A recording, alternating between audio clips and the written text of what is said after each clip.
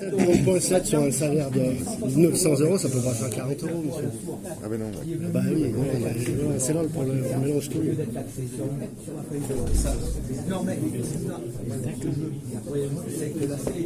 Le micro. Avant l'augmentation de la CSG, je touchais ma pension complète à 935 euros. Maintenant, avec l'augmentation de la CSG, je ne touchais plus que 907 euros. On est d'accord? C'est ça, c'est qu'il y a eu un changement. Il y a eu un changement, j'ai eu un changement. C'est ça. Et vous avez que ça pour revenu? Et si, j'ai un ami, c'est pareil, je vous assure. Si, c'est vrai. J'ai un ami, c'est pareil. Ça a changé du moment de l'augmentation de la CSG, ça a changé. Il a perdu à peu près 42, 43 euros. C'est pas l'augmentation. Ah bah c'est tombé pile au moment, alors je sais pas si c'est ça, mais il y a quelque chose qui a fait que... En tout cas, il a perdu 40 et quelques bouts. Et sur 900 euros, ça fait beaucoup. Non, mais on est tout à fait d'accord, mais c'est pas l'augmentation, alors c'est fiscal, mais ça peut pas Vous êtes en train de me dire que les impôts et la sécu vous disent qu'il y a un souci. Donc, C'est ça. moi, ce que je vous Non mais si, c'est ça. ce que je vous invite, qu'on donne un CSG. Le micro. Ce que je vous invite à faire, là pour le coup, parce que c'est un cas très spécifique, c'est à nous amener. Ah oui, médecin. Non, mais là, c'est un cas que nous Vous avez présente. aujourd'hui, mais ils sont des centaines. Ah oui, je suis pas le seul. Si, j'ai un ami, c'est pareil, hein, je vous assure. Je dis pas le contraire. Je dis simplement qu'on est en train de m'interroger sur un cas précis. Ouais. Je dis à ce monsieur, sans contester, bien au contraire, on vient de lui donner une carte, amener les papiers et on va voir quel est le souci. C'est mieux. Simplement, par rapport à la question qui a été posée, il n'y a pas de CSG, il y a une CSG sur notre salaire de député. Je vous réponds, ouais. Non, je vous en prie. Il y a une CSG sur notre salaire de député, mais il n'y a pas de CSG sur nos frais de mandat, puisque ce sont des frais qui sont sur justificatif. Donc on ne met pas de CSG sur des frais. C'est pas des revenus. Non, on n'a pas le droit de mettre une CSG sur des frais.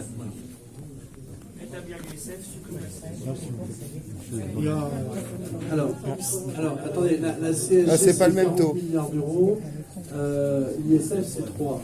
Mais après, si vous voulez, moi, ce dialogue-là, bon, 350 entreprises au 440, on a 56 françaises, il n'y en a pas une qui paye des impôts presque. attendez, non, mais on parlait de l'ISF. Oui, mais bon, si on veut de l'argent, il y en a ailleurs. Simplement, non, mais ce que je voudrais quand même, là-dessus, ce que je voudrais être assez clair là-dessus, c'est que concernant l'augmentation de la CSG et concernant la suppression de l'ISF, je suis obligé quand même de vous dire que c'était dans le programme. Oui. Oui, mais enfin, c'est dans le programme, donc je suis obligé. Mais non, mais. Non mais si, c'est Vous vrai, voyez ce mais que bon, je veux dire, c'est peu que- importe. Vous voyez ce que veut dire. Non, je vois ce que vous voulez dire, mais est-ce que vous voyez ce que je veux dire? Oui, mais vous, on a C'était dans programme d'un président qui vous êtes en train. Non, mais attendez. Vous êtes en train de me dire qu'on va pas remettre le couvert, mais on ne peut pas contester l'élection sur un programme. Parce que vous êtes en train. Non, mais attendez. Vous êtes en train de me dire. Vous êtes en train de me dire que vous ne faites pas confiance, vous ne faites plus confiance aux politiques parce qu'ils n'appliquent pas leur programme. Alors, je suis en train de vous dire on applique un programme, mais là ça vous va pas. Donc, Qui c'est qui disait que ça n'allait pas? vous êtes en train. Bah si, clairement, on vous dit que ça veut... Si, on vous dit que ça nous va pas parce que c'est pas notre point de vue, quoi. On est d'accord, il faut être clair, on est d'accord. Et vous avez tout à fait le droit. Oui, on est d'accord. Mais, Ah mais oui, mais il applique élu, le programme, ça c'est il a certain. été élu pour ça. On est d'accord, mais bon, ça n'empêche pas. Sur le pouvoir d'achat. On est d'accord. Ah,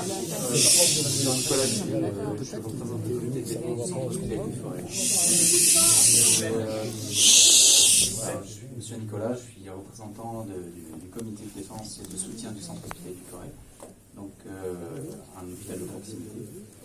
Il est clair que les questions sont diverses ce soir. Elles sont toutes urgentes. Je pense qu'il y a une grosse urgence, mais il y a également une grosse urgence, c'est à l'hôpital public. Il y a une grande souffrance actuellement de professionnels de santé, C'est clair. que ce soit dans le public ou en ambulatoire également, car on souffre bien sûr des articulations de l'offre de soins. On ne peut avoir la capacité justement d'offrir une offre de soins de qualité sur l'ensemble du territoire, et là, je parle au niveau national. On fait partie de la coordination nationale des hôpitaux de proximité. On a une vision assez d'ensemble. Là, je pense que ce qui est important, c'est aussi sur notre territoire forésien, la circonscription Champs-Élysées, où il y a un véritable problème qui date depuis plusieurs années. Je pense que vous étiez un petit peu à l'écoute. Malheureusement, je pense que là, ça perd un peu le fil avec les dérives, parce que les lois ont fait qu'on écrase le système et vous ne faites rien pour essayer de protéger véritablement les hôpitaux de proximité publique. Voilà. Donc c'est un petit peu ce qu'il faudrait, je pense, faire remonter clairement, parce qu'il y a des idées. Il y a des idées, il y a des personnes qui sont prêtes à travailler avec vous pour essayer de trouver des solutions. Et ça, on en a. Il y a pas de... On n'est pas là pour uniquement dénoncer les choses, d'accord ? Et c'est pas en injectant ponctuellement comme ça plusieurs millions d'euros, alors que le déficit est monumental. Et c'est pas en faisant un pansement sur jambe de bois qu'on arrivera à résoudre les problèmes ponctuellement. Il faut véritablement réfléchir sur le système, et là il y a des solutions, des amendements à poser. On peut réfléchir ensemble. Si on peut se mettre autour d'une table et réfléchir sereinement. C'est pas ce soir qu'on va réfléchir à un texte de loi ou quoi que ce soit. Je suis pas en train de vous proposer quoi que ce soit. Je suis en train de vous dire qu'il y a des gens et des professionnels de santé et ou autres qui sont prêts véritablement à travailler avec vous pour trouver de véritables actions directes sur votre territoire. Et bien comprendre qu'il existe 2 territoires sur votre circonscription.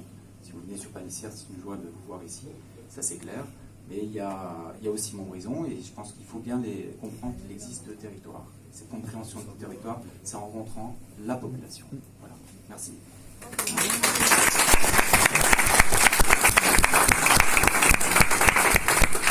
Comme vous le savez, sur le fond, je suis assez proche de ce que vous dites. Sur la forme, on ne se rejoindra pas, parce qu'il n'y a pour moi pas 2 territoires. Il y en a 4. Il y a 2 établissements et je pense qu'il faut qu'ils travaillent ensemble. J'ai 2, mais je ne voulais pas en faire un procès personnel, mais je trouve que l'attitude du comité de soutien, à mes yeux, est délétère, mais voilà. Vous avez dit sur TL7, oui, je ne sais pas si c'est encore là TL7, mais c'est bien dommage de faire un débat décalé, parce que bon, on m'a interviewé enregistré, vous êtes intervenu en direct. Ça, c'est un petit peu le gros décalage, et ça, je reproche un petit peu à TL7, mais c'est un petit peu dommage. Si on veut discuter, autant en discuter directement. Quand vous dites qu'on fait de mauvaise presse, entre guillemets, sur un hôpital, sachez que pour prendre un rendez-vous chez un cardiologue, il faut attendre 12 mois, et même, il faut une pression du médecin traitant pour obtenir un rendez-vous.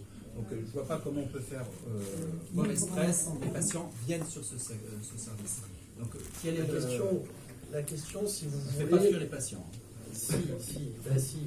À un moment donné, à force de dire,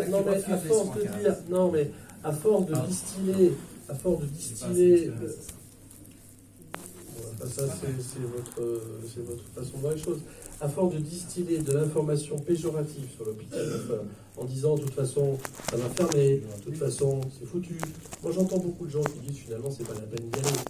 Donc moi je le sens. Ben si, un petit peu. En tout cas, c'est ce qui a été crié, c'est ce qui est ressenti. Maintenant, après des cardiologues, moi, non mais attendez, il y a un moment donné, si vous voulez, moi je veux bien qu'on se mette autour d'une table et qu'on discute. Maintenant, des cardiologues, est-ce que vous en avez sous la main? Moi, j'en ai pas. Sur Montbrison, il y en a qui étaient venus de faire pour revenir sur Montbrison et il est parti. Pourquoi? Ça, je suis très Oui. Bon, voilà. Mais la question, c'est qu'aujourd'hui, moi, j'ai pas de cardiologue pour vous en mettre plus à faire. Tout simplement. Alors là, il y a une réflexion à avoir, une répartition des spécialistes. Qui n'aillent pas justement et qui puissent avoir un devoir d'exercice sur des services publics, parce qu'il faut maintenir le service public. Mieux les payer déjà. Pour préserver une médecine. Je vais être un tantinet taquin, mais que n'attendez-vous pour aller dans le public? Ah oui. Et dans ce cas-là, il va rester quoi après Non, mais non, si vous voulez. on peut pas. Ça va? Oui, je sais. Oui, je sais.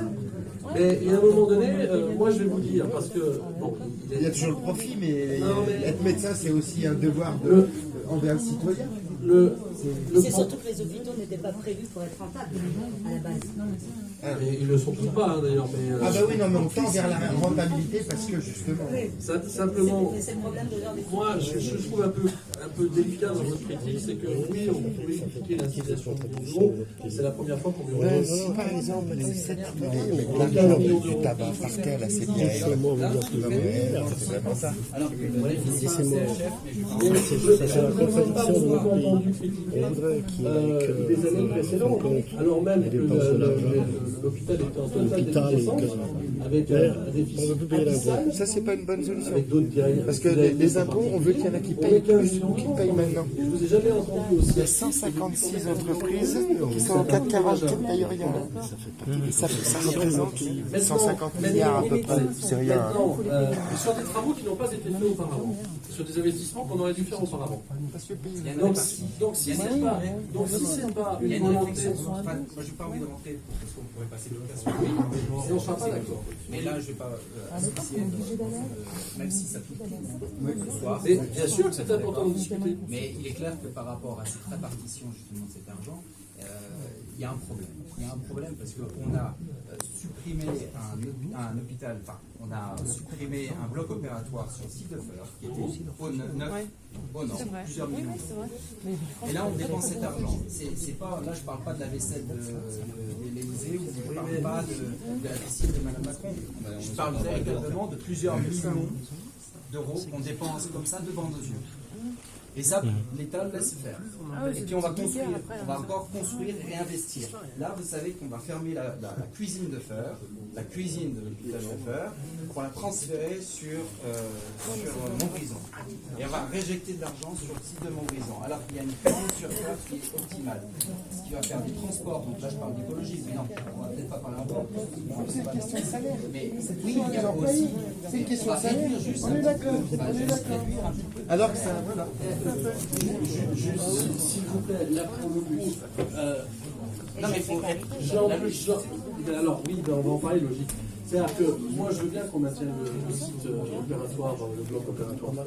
Et vous êtes médecin comme moi et vous savez très bien que pour le faire fonctionner, les médecins, les chirurgiens. oui, les médecins et les chirurgiens, mais il faudrait aussi qu'on transfère la maternité. Dans un premier temps, voilà, je comprends. On est en train de parler de gros sous. Comme l'arbre à Non mais, Au lieu de fusionner deux, vous préférez aller en dessous.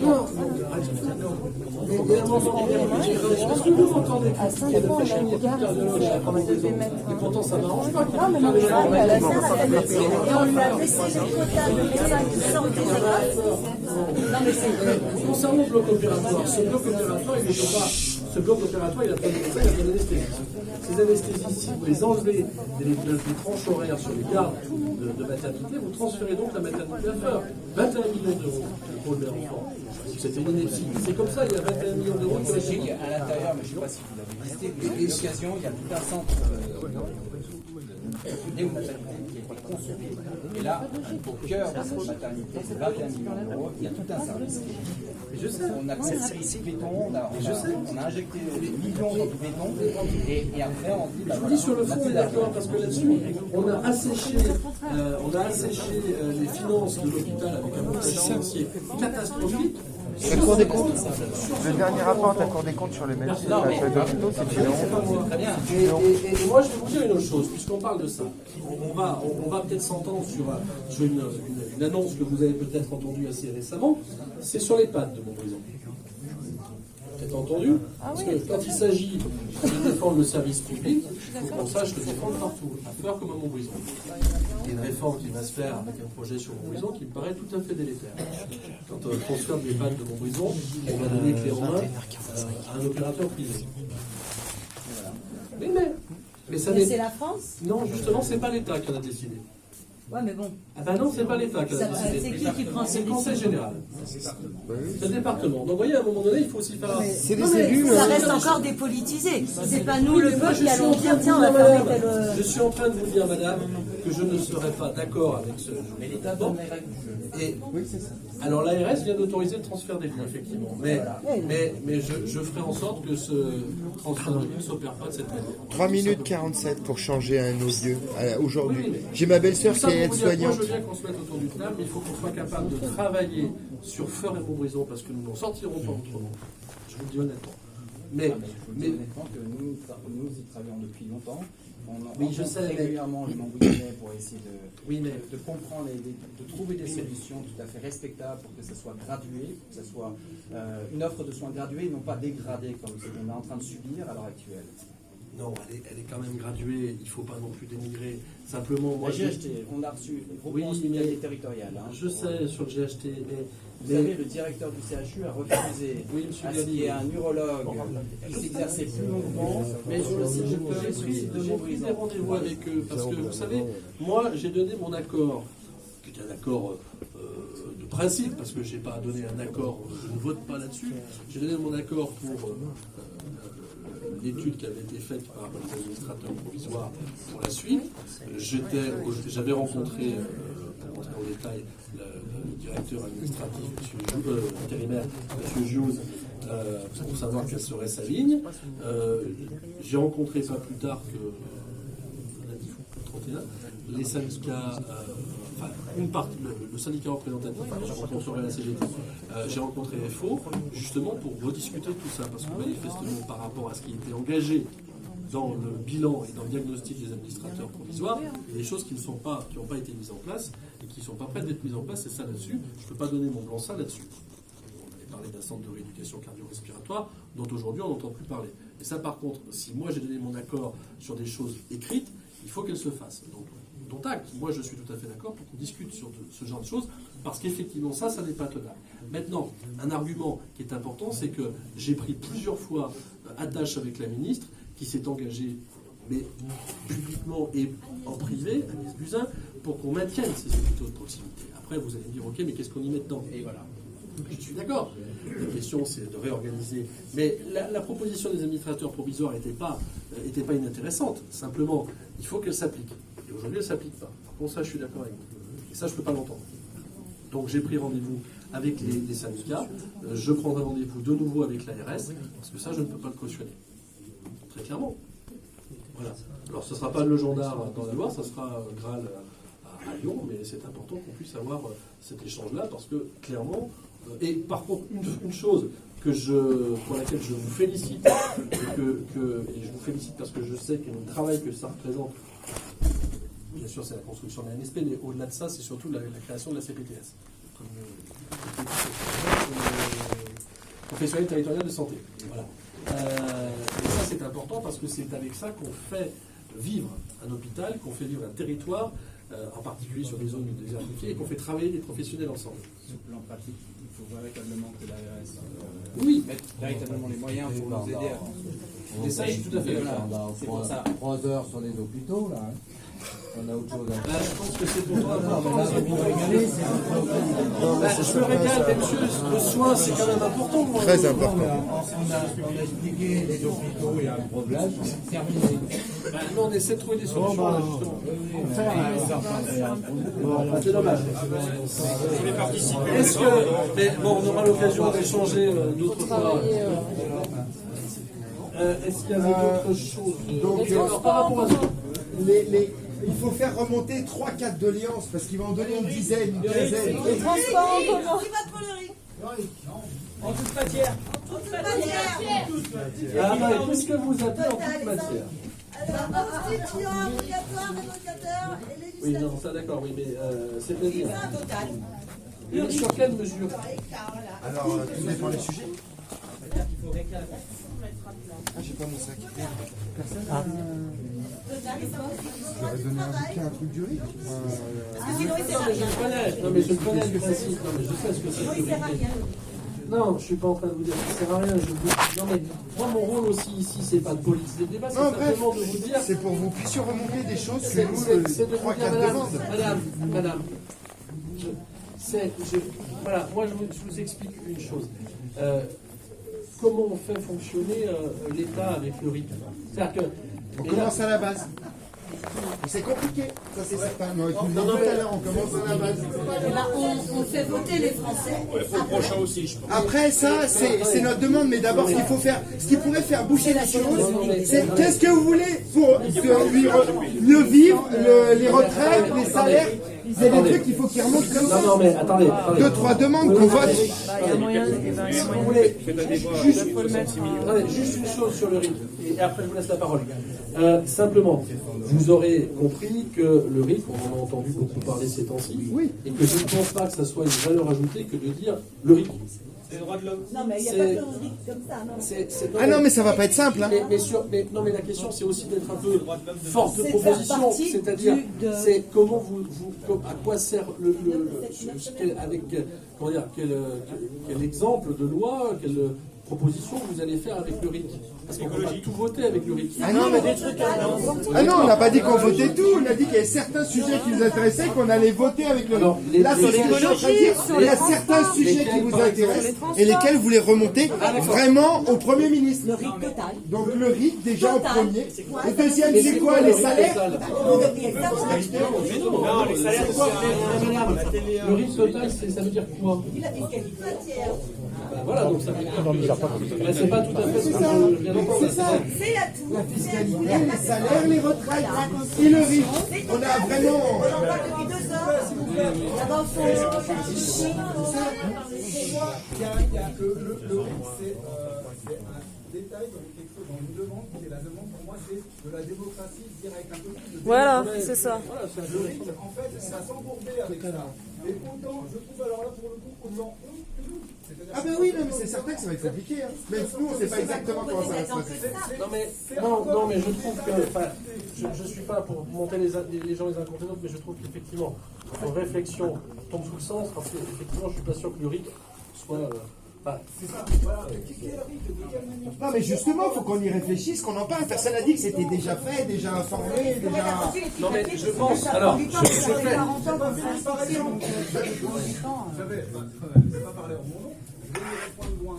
On a rencontré notre élu local, notre maire, et on a parlé d'une autre chose qui pourrait se faire en termes de démocratie directe, c'est d'avoir des convocations des assemblées populaires qui seraient convoquées à un moment donné pour pouvoir voter au niveau de la commune.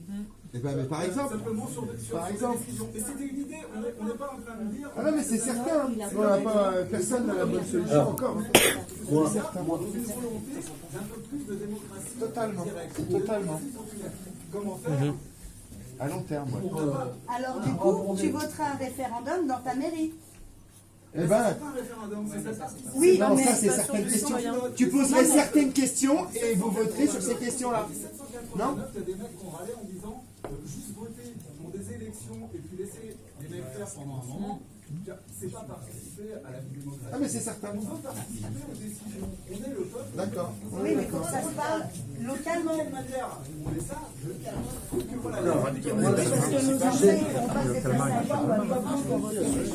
Représentez-vous municipal, vous verrez.